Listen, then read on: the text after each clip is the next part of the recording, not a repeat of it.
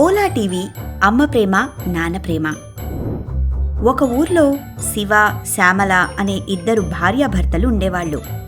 వాళ్ళకి చరణ్, చైత్ర అనే ఇద్దరు పిల్లలు ఉన్నారు. శివ ఉద్యోగం చేస్తూ ఉండేవాడు. శ్యామల ఇంటి దగ్గరే ఉంటూ పిల్లల్ని చూసుకుంటూ ఉండేది. పిల్లలిద్దరికీ అమ్మంటే చాలా ఇష్టం. ఏం కావాలన్నా వాళ్ళ అమ్మనే అడుగుతూ ఉండేవాళ్ళు. అలా ఒకరోజు శివ ఆఫీస్కి వెళ్తూ ఉండగా శ్యామల వచ్చి, అది మన చరణ్కి సైకిల్ కావాలంట. వెళ్ళు డాడీని అడుగు అంటే భయపడి నన్ను అడగమన్నాడు. అవునా? ఎప్పుడడిగాడు? చాలా రోజుల నుంచి అడుగుతున్నాడు. నేను మీకు చెప్పలేదు. సరే, ఒక్కసారి వాడిని రమ్మను. ఎందుకు? ఏమన్నా అంటారా? నేను పిల్లల్ని కొట్టేవాళ్లా కనిపిస్తున్నానా? లేదు, ఎందుకు అని. చరణ్, చరణ్ అని గట్టిగా పిలిచాడు. చరణ్ వచ్చి భయపడుతూ, నాన్నా. ఏరా, నీకు సైకిల్ కావాలంటే నన్నే అడగొచ్చు కదా, అన్నీ అమ్మనే అడగాలా? అవును, మొన్న ఎగ్జామ్లో ఎన్ని మార్కులొచ్చాయి? అది నాన్నా. మార్కులు మర్చిపోయావా? అది నీ చదువు. ఇప్పుడు సైకిల్ అడిగినందుక వాడికి తిట్లు? ముందు బుద్ధిగా చదువుకోమని చెప్పు అని అనుకుంటూ అక్కడి నుంచి వెళ్ళాడు. చరణ్ ఏడుస్తూ లోపలికి వెళ్ళాడు. శ్యామల కొడుకుని చూసి బాధపడుతూ ఉంది. సాయంత్రం అయ్యింది. బాలు అని అతను శివ ఇంటికొచ్చి, మేడాం, శివగారిల్లిదేనా? అవును, మీరెవరు? మీ అబ్బాయి కోసం సైకిల్ బుక్ చేసి పంపారండి. ఇదిగోండి సైకిల్ కీ అని చెప్పి చేతిలో తాళం చెవి పెట్టి అక్కడి నుంచి వెళ్ళాడు. వాకిట్లో ఉన్న సైకిల్ చూసి శ్యామల చిన్నగా నవ్వుకుంటూ కొడుకుని పిలిచి, సైకిల్ అడిగావు కదా, అదిగో. హై, సైకిల్, థ్యాంక్స్ అమ్మా అని అనుకుంటూ సైకిల్ తీసుకుని తొక్కుకుంటూ బయటికెళ్ళి రౌండ్స్ కొడుతూ ఉన్నాడు.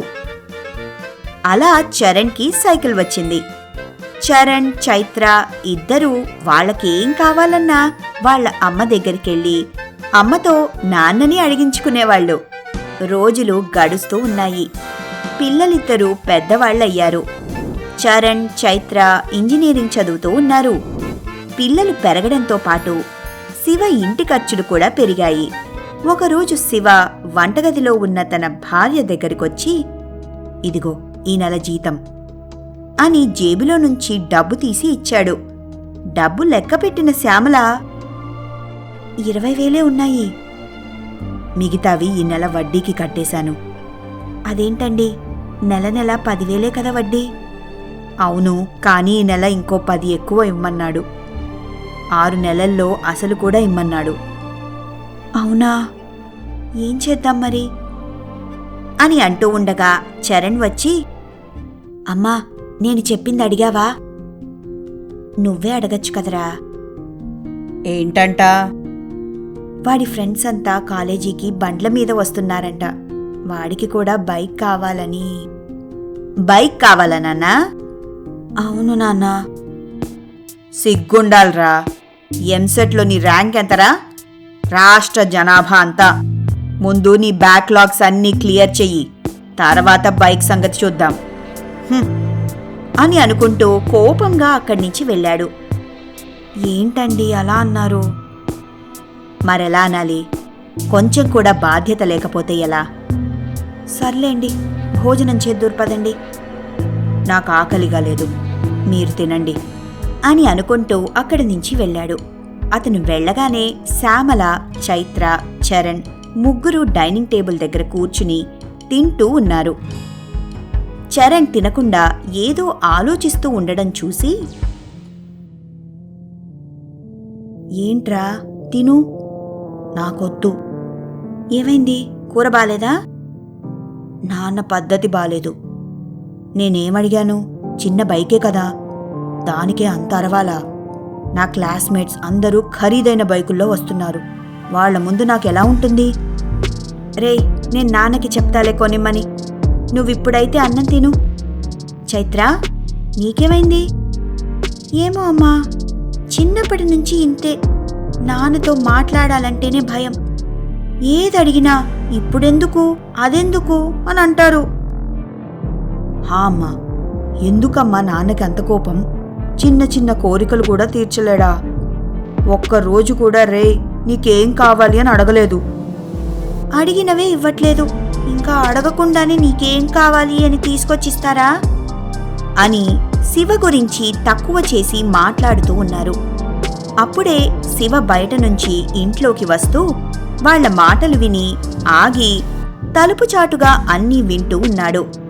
శ్యామల సైలెంట్గా విని చివరికి తనకొచ్చిన కోపాన్నంతా బయటపెట్టి ఒకేసారి, ఆపండి, ఇంకొక్క మాట మీ నాన్న గురించి మాట్లాడారంటే కొట్టేస్తాను. ఏరా, మీ నాన్న నీకేమీ ఇవ్వట్లేదా? చిన్నప్పుడు నువ్వు సైకిల్ కావాలని అడిగితే సాయంత్రం కల్లా సైకిల్ ఇంటి ముందు ఉంది, మర్చిపోయావా? ఈ ఇంట్లో నలుగురమున్నాం, ఉద్యోగం చేసేది ఒక్కడు. అంటే మన ముగ్గురిని ఆయన భుజాల మీద మోస్తున్నాడు. నువ్వు కట్టుకున్న బట్ట, తింటున్న ఈ తిండి అంతా ఆయన కష్టమే. అవునా కాదా అని అంటూ ఉంటే ఇద్దరూ అవును అన్నట్టు తలూపుతూ ఉన్నారు. ఆయన ఎన్నో నిద్రలేని రాత్రులు గడిపితే మీరు సుఖంగా నిద్రపోతున్నారు, అది గుర్తుపెట్టుకోండి అని అంటూ ఉండగా శివ తలుపు చప్పుడు చేసుకుంటూ ఇంట్లోకి వస్తున్నాడు. శివని చూడగానే ముగ్గురు మాట్లాడుకోవడం ఆపేశారు. శివ వస్తూ, ఏమైంది, సైలెంట్గా ఉన్నారు? అబ్బే ఏం లేదు, రండి తిందురు. అన్నం వద్దు, తలనొప్పిగా ఉంది, నువ్వు తినేసి టీ పెట్టివ్వు అని హాల్లో కూర్చున్నాడు. కాసేపటికి టీ కప్పు వచ్చింది. అది తీసుకుని పైకి చూశాడు. టీ ఇచ్చింది చరణ్. నువ్విచ్చావేంట్రా, అమ్మేది? నన్ను క్షమించండి నాన్న, మిమ్మల్ని చాలా ఇబ్బంది పెడుతున్నాను.